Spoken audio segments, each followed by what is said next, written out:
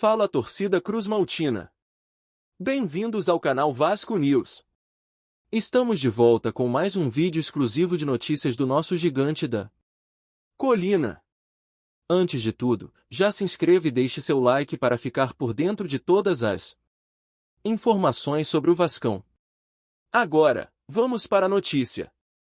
Em mais uma noite amarga para os torcedores vascaínos, o Vasco da Gama foi derrotado por 3-0 pelo Corinthians, em partida válida pelo Campeonato Brasileiro, disputada na Neoquímica Arena.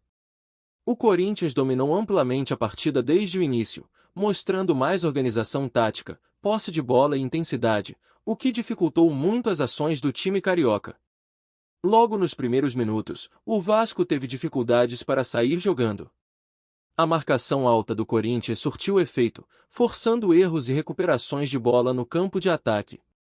Aos 12 minutos do primeiro tempo, o placar foi inaugurado com um belo gol de Yuri Alberto, que aproveitou o cruzamento de Wesley e finalizou de primeira, sem chances para o goleiro Léo Jardim. O gol cedo abalou o Vasco, que tentou responder com algumas jogadas individuais de Paet e Vegetti, mas sem muita efetividade. A defesa do Corinthians se manteve sólida.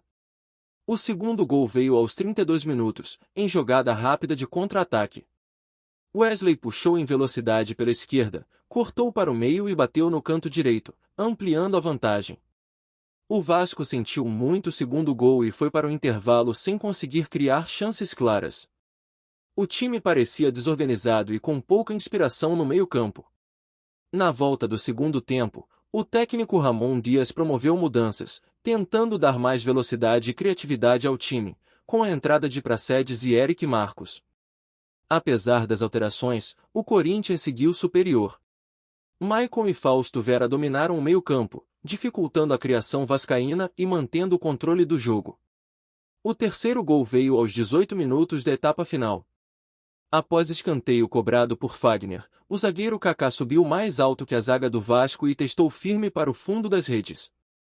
A partir do terceiro gol, o Corinthians administrou o resultado, tocando a bola com tranquilidade e mantendo a posse, enquanto o Vasco mostrava sinais de desânimo. O goleiro Cássio, do Corinthians, quase não foi exigido durante o jogo, o que ilustra a fragilidade ofensiva do time cruzmaltino na partida. A torcida corintiana fez festa nas arquibancadas, empurrando o time durante os 90 minutos e comemorando uma vitória convincente diante de um rival tradicional. Já os torcedores do Vasco, que compareceram em bom número, saíram frustrados com mais uma atuação apática da equipe, que segue em má fase no campeonato. O resultado acende o alerta no clube carioca, que já vinha pressionado pelos maus resultados nas rodadas anteriores e agora se vê cada vez mais próximo da zona de rebaixamento. A atuação defensiva do Vasco foi muito criticada, com falhas de marcação, posicionamento e pouca combatividade no meio-campo. A zaga não conseguiu segurar o ímpeto do ataque corintiano. Ramon Dias, ao final da partida, reconheceu o mau desempenho da equipe e prometeu mudanças. Não podemos repetir uma atuação como essa. Precisamos de mais atitude, afirmou. Do lado do Corinthians, o técnico Antônio Oliveira elogiou a postura dos jogadores e destacou a importância da vitória para dar confiança ao elenco. Com a vitória, o Corinthians sobe na tabela e começa a sonhar com posições mais altas no campeonato, enquanto o Vasco segue tentando encontrar seu rumo na competição. O próximo desafio do Vasco será em casa, onde tentará se reabilitar diante de sua torcida, enquanto o Corinthians encara o rival São Paulo em Clássico Paulista, empolgado pela boa fase. Enquanto isso, não se esqueça de curtir e compartilhar nossas atualizações para continuar acompanhando tudo sobre o gigante.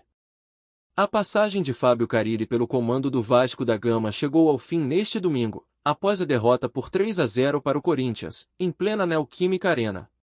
A decisão pela demissão foi tomada pelo presidente Pedrinho, que anunciou oficialmente a saída do treinador nas primeiras horas da manhã.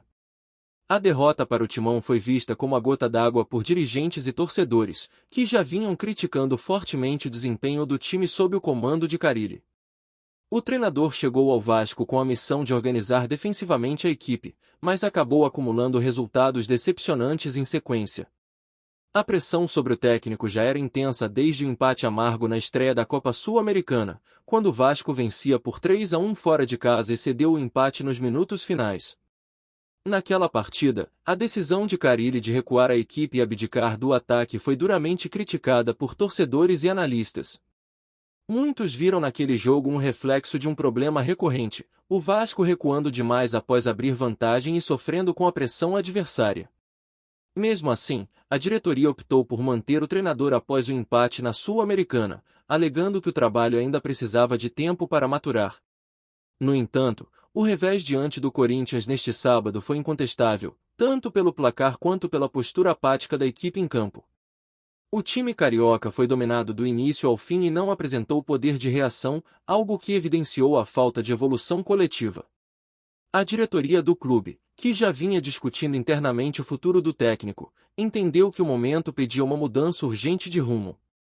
A torcida, que já havia perdido a paciência desde o tropeço na Sul-Americana, aumentou a pressão nas redes sociais e em frente a São Januário.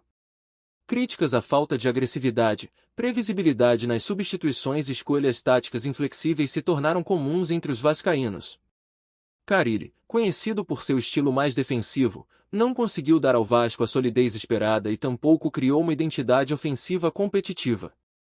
O elenco parecia cada vez mais desconectado das ideias do treinador, e os jogadores demonstraram abatimento visível nos últimos compromissos. Após a derrota para o Corinthians, o próprio presidente Pedrinho, visivelmente incomodado com a atuação da equipe, evitou garantir a permanência do técnico. Nos bastidores, já se falava que a diretoria procurava alternativas, buscando um nome capaz de resgatar o ânimo do grupo e reaproximar o time da torcida. A saída de Carille marca mais um capítulo turbulento na temporada do Vasco, que agora se vê obrigado a recomeçar um novo ciclo técnico. O clube deve anunciar nos próximos dias um técnico interino para comandar o time nas próximas partidas, enquanto analisa nomes para assumir o comando de forma definitiva. Em meio a esse cenário conturbado, o Vasco tentará se reorganizar para continuar sua caminhada no Brasileirão e na Sul-Americana, em busca de estabilidade e resultados. Internamente, a comissão técnica já vinha enfrentando dificuldades no relacionamento com alguns setores do elenco, o que pesou ainda mais na decisão pela troca no comando. Alguns jogadores demonstravam insatisfação com a rigidez tática imposta por Carille e com a falta de variação nas estratégias de jogo, especialmente em partidas em que o Vasco precisava propor o ritmo. A falta de resultados também começou a impactar o ambiente no vestiário e a confiança do grupo, que agora aguarda com expectativa a chegada de um novo comandante. A diretoria entende que, apesar da demissão precoce, o momento exige uma resposta rápida e enérgica para evitar que a equipe entre em crise ainda maior nas próximas rodadas. Com isso, o Vasco entra em mais uma fase de reconstrução no meio da temporada, em busca de um nome que possa resgatar o espírito competitivo do time e reconectar clube e torcida em um ano que ainda promete muitas emoções. Apresentamos notícias do Vasco diariamente. Inscreva-se e deixe o seu like para continuar recebendo novidades do Vascão. Até o próximo vídeo. Saudações vascaínas!